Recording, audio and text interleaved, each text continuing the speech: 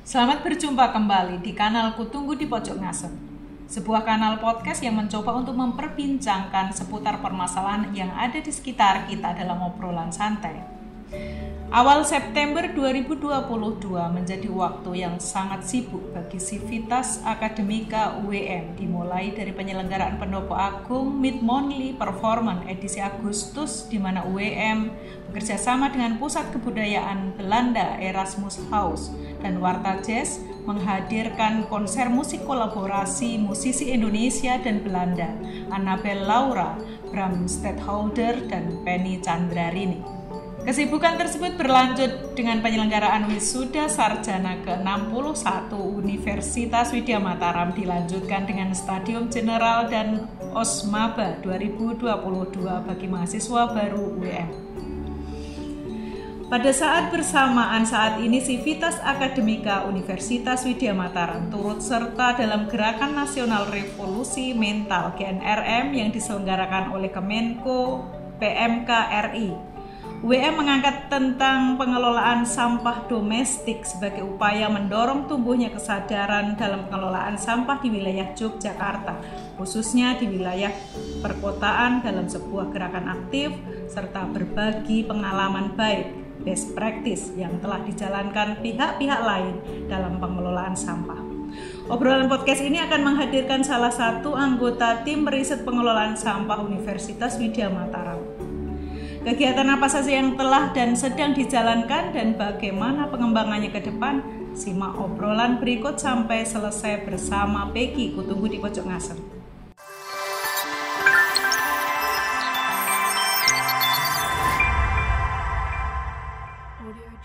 Selamat datang di studio Kutunggu di Pojok Ngasem, Bro Rizal. Terima kasih, Bu Puji.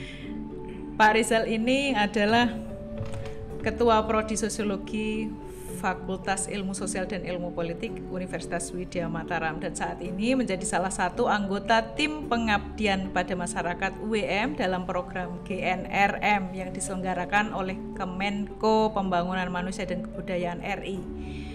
Pak Rizal, bisa diceritakan sedikit tentang GNRM ini, program apa sih? Baik, terima kasih Ibu Puji.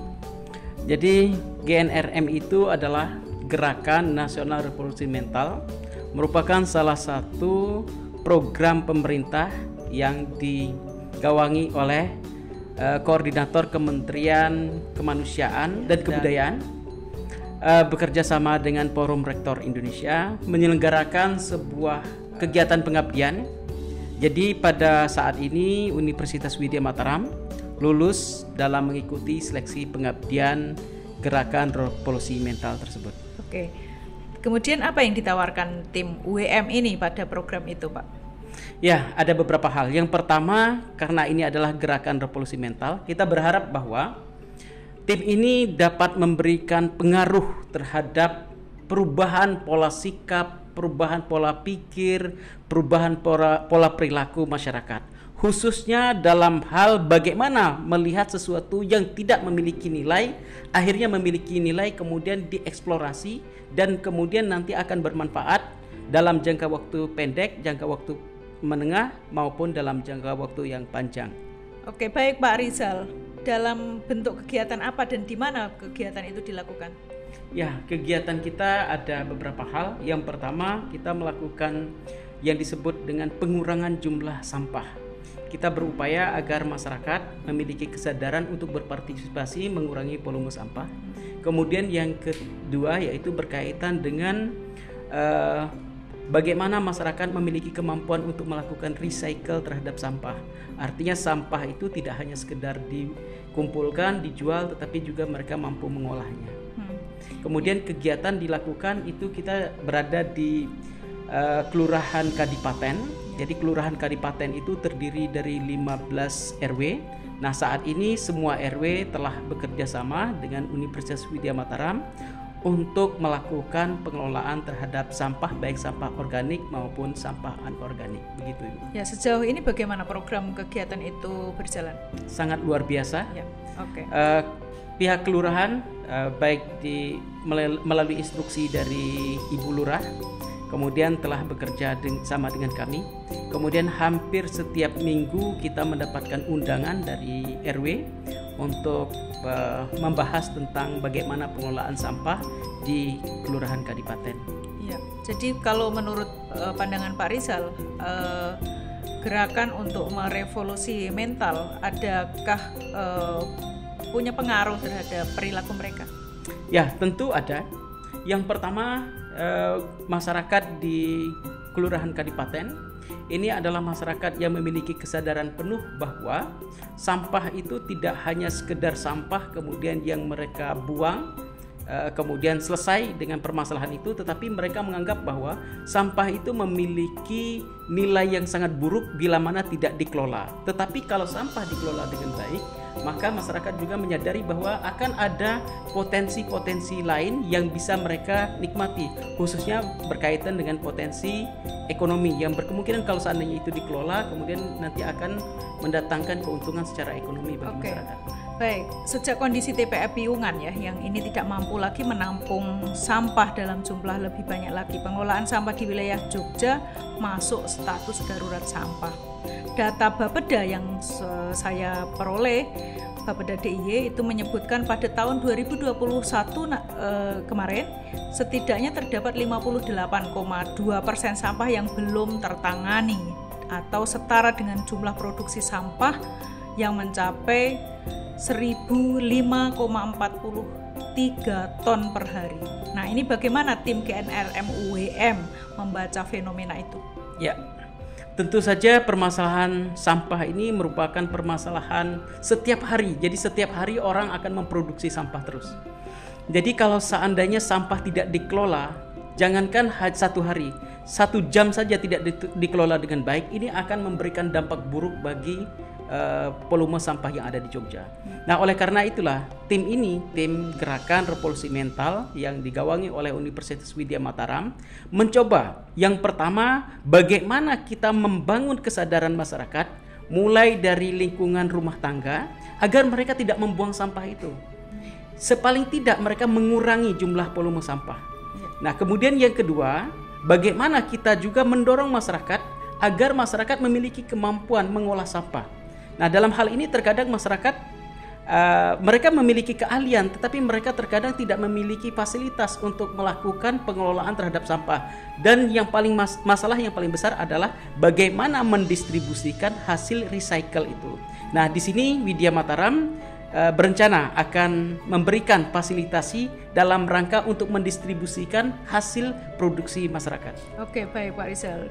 Sekarang kita lihat di Dinas Lingkungan Hidup dan Kehutanan ya, DLHK di Pemda DIY sendiri.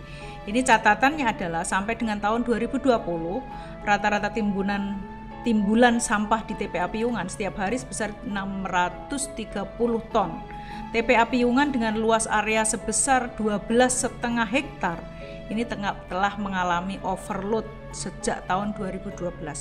Nah, pemerintah DIY sendiri akan melakukan optimalisasi agar TPA Piungan dapat digunakan sampai dengan tahun 2023. Nah, dalam pandangan tim GNRM UWM, sejauh ini apa kendala terbesar dalam pengelolaan sampah di perkotaan? Ya, ada beberapa macam ya permasalahan yang terjadi. Yang pertama memang bagaimana sebetulnya tingkat konsumsi masyarakat di perkotaan itu tinggi. Kalau kita lihat sebetulnya tingkat konsumsi masyarakat yang paling tinggi itu di musim-musim misalkan pada saat Idul Fitri. Sebelum Idul Fitri itu ada puasa, tingkat masyarakat mengkonsumsi suatu barang itu tinggi. Dengan begitu akan berpengaruh terhadap volume sampah. Kemudian yang kedua pada musim-musim pada saat liburan. Nah, itu juga potensinya sangat luar biasa. Nah, bagaimana ini bisa kita tekan? Yang pertama kita menekan berkaitan dengan penggunaan sampah itu sendiri. Kita berharap bahwa masyarakat di Yogyakarta itu ramah terhadap lingkungan dengan cara tidak menggunakan sampah itu satu kali pakai, tetapi bisa menggunakan berkali-kali pemakaian sehingga dapat mengurangi volume sampah. Itu yang pertama. Kemudian yang kedua, tentu saja kesadaran harus terus didorong agar masyarakat memiliki kesadaran kolektif.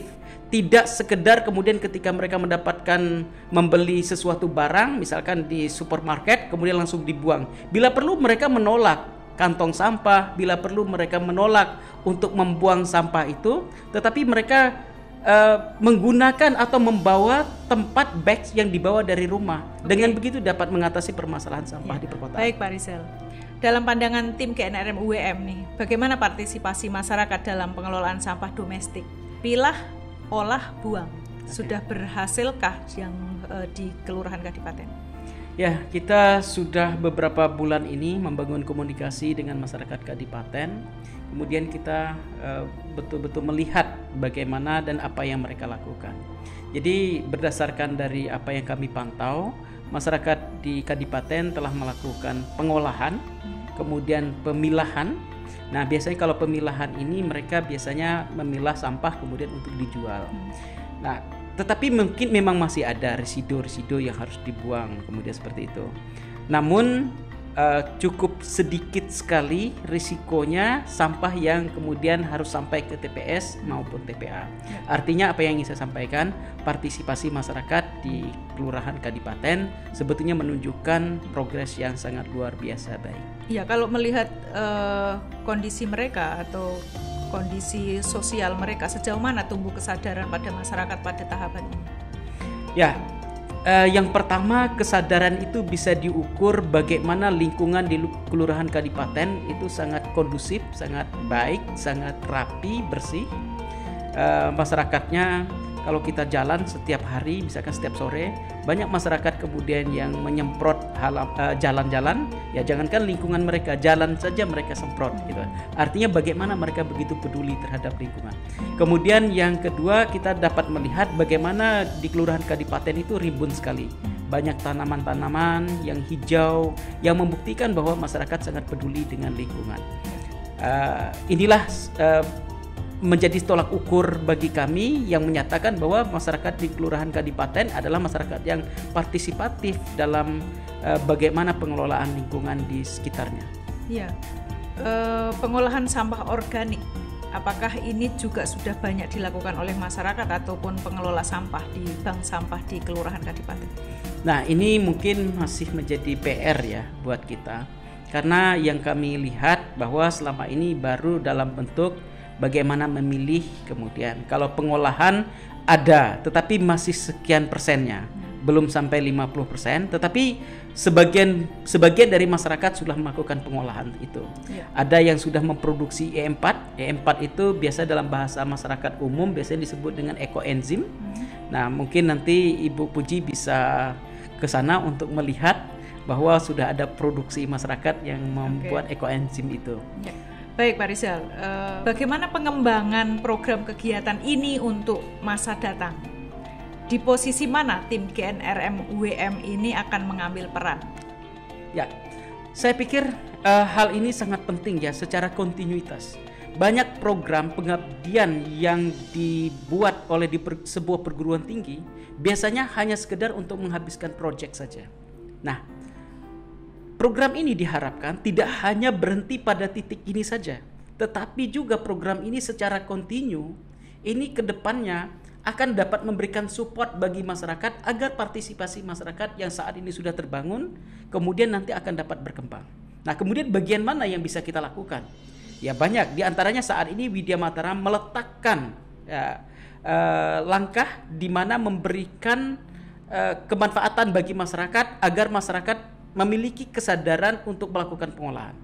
Tetapi saya yakin tidak hanya sekedar sampai di situ. Ke depan masyarakat membutuhkan bagaimana pendistribusian barang-barang yang kemudian dikelola dari sampah anorganik tadi menjadi sesuatu yang memiliki nilai, kemudian harus dijual. Nah, saya pikir Widya Mataram nanti bisa juga berperan ikut mempromosikan produk masyarakat, sehingga masyarakat tidak terhenti dalam melakukan inovasi terhadap sampah, karena sampah memiliki nilai jual yang begitu tinggi. Oke, baik Pak Rizal. Saat ini sedang dipresentasikan karya upcycle art yang ada di belakang Pak Rizal dari seniman perupa yang bernama Gunadi, warga Taman Sari, Kelurahan Patehan Kraton, dalam medium hot engraving memanfaatkan limbah plastik sekali pakai. Upcycle art namanya. Ini berkesenian dengan memanfaatkan sampah limbah menjadi karya seni, menjadi pembacaan banyak seniman ketika limbah-limbah plastik ini menjadi masalah serius bagi lingkungan. Nah, ini bagaimana tim GNRM selanjutnya melihat fenomena upcycle art ini, Pak Rizal, di wilayah Yogyakarta? Adakah rencana bersinergi, berkolaborasi dengan para seniman? Yang pertama, kita harus mengapresiasi bahwa ternyata pekerjaan melakukan recycle itu bukan hanya pekerjaan bank sampah saja, bukan hanya pekerjaan Widya Mataram saja, tetapi kita harus menghargai juga bahwa ternyata banyak seniman-seniman, ini semuanya para seniman yang kemudian melakukan recycle, dan tentu saja harapannya nanti akan dapat berpengaruh terhadap volume sampah. Ini sangat luar biasa. Tentu sebagai warga Widya Mataram, kita berharap bahwa ada kerjasama yang lebih intens lagi ke depannya. Tidak hanya sekedar misalkan para seniman menciptakan karya seninya saja, tetapi bagaimana para seniman dapat mentransmisi hasil karya seninya kepada mahasiswa Widya Mataram, tidak hanya dalam bentuk bagaimana cara membuat karya seni, tetapi juga dapat mentransmisi makna yang ada di balik seni itu. Baik Pak Rizal, terima kasih banyak atas kehadirannya, penjelasannya kepada kita semua, semoga ada manfaatnya. Edisi ke-26 Pameran Tunggal Satu Karya merupakan solo artwork exhibition SAI edisi kelima periode kedua dengan presentasi satu karya Silent Energy dari seniman perupa Gunadi. Silent Energy dibuat oleh Gunadi dengan citraan lukisan drawing dalam medium hot engraving pada sampah limbah plastik ukuran 48 cm x 35 cm. Based on research, sebagian besar karya seni yang dihasilkan oleh Gunadi berawal dari riset kecil-kecilan, melihat realitas lingkungan sekitarnya dengan pembacaan pada permasalahan lingkungan dan juga sosial di lingkungannya Taman Sari, yang menjadi daerah tujuan wisata sekaligus berdekatan dengan pusat perekonomian warga Pasar Ngasem.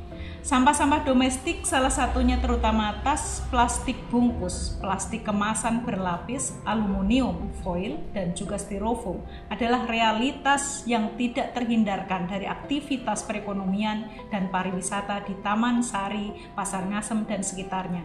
Begitupun pada wilayah Yogyakarta. Agustus 2018, komunitas Sakatoya menggelar sebuah pementasan teater ekologi dalam penyajian dramatic reading dengan judul Octagon Syndrome, dengan properti panggung memanfaatkan botol-botol plastik bekas yang sudah dibersihkan. Bulan Oktober 2018 bersama 5 seniman perupa Gunadi berpameran bersama di Bentara Yogyakarta. Di Bentara Budaya Yogyakarta mengangkat tajuk Hip Hip Hura Hura. Ketika itu Gunadi mempresentasikan karya 2-3 matra dalam teknik dan medium yang berbeda.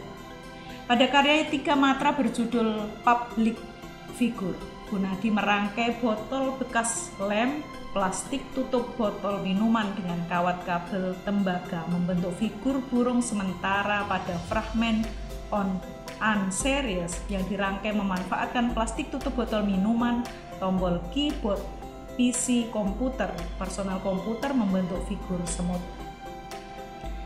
Saat pembukaan pameran Hip Hip Hura Hura Jumat 12 Oktober 2018, Gunadi menyebutkan sampah plastik masih menjadi masalah utama penanganan sampah di wilayah Yogyakarta.